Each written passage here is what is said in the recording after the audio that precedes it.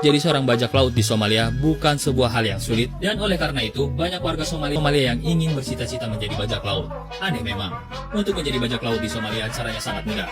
Mereka hanya perlu punya senapan, kapal ataupun perahu boot yang tidak terlalu besar. Selanjutnya mereka tinggal nongkrong di lautan dan menunggu kapal-kapal mengangkut barang atau kapal kargo yang melintasi wilayah lautan di Somalia. Apalagi banyak kapal kargo internasional yang biasanya lewat di sana. Mereka tinggal menodongkan senjata, menjarah, mencuri atau meminta uang tebusan agar kapal yang mereka jarah bisa bebas. Selain dengan gampangnya jadi seorang perompak, penghasilan para perompak ini ternyata bernilai fantastis. Bayangkan aja, satu kelompok perompak bisa membawa pulang uang 150 juta dolar per tahun dari hasil menjarah kapal orang. Itu senilai dengan 2,2 triliun rupiah.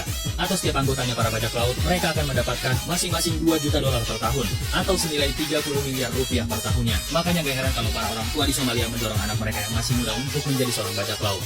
Pada tahun 2008, terjadi lebih dari 100 serangan bajak laut di perairan Somalia, dan jumlah ini terus meningkat pada tahun-tahun berikutnya. Para bajak laut Somalia sering mengincar kapal-kapal yang membawa muatan berharga seperti minyak, senjata, dan barang-barang mewah lainnya. Bukan cuma menjarah aja, bahkan mereka dengan sengaja meminta uang tebusan yang begitu besar dari pemilik kapal agar mereka bisa melepaskan kapal dan awak kapal yang mereka sandra.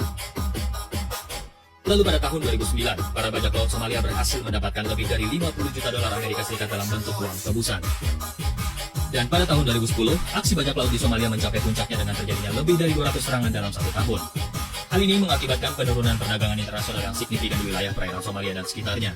Pada saat itu, banyak negara yang terpaksa mengirimkan kapal perang mereka ke perairan Somalia untuk menangani aktivitas bajak laut ini. Saat ini, aktivitas bajak laut di Somalia memang tetap ada, meskipun jumlahnya sudah jauh berkurang dibandingkan dengan tahun-tahun yang lalu.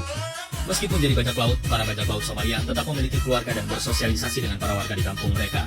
Mereka biasanya mengirimkan sebagian hasil uang tebusan kepada keluarga mereka, atau untuk membantu masyarakat setempat yang miskin yang ada di sekitar tempat tinggal mereka. Bahkan beberapa bajak laut juga terlibat dalam kegiatan sosial, seperti membangun fasilitas kesehatan atau pendidikan di desa-desa terdekat.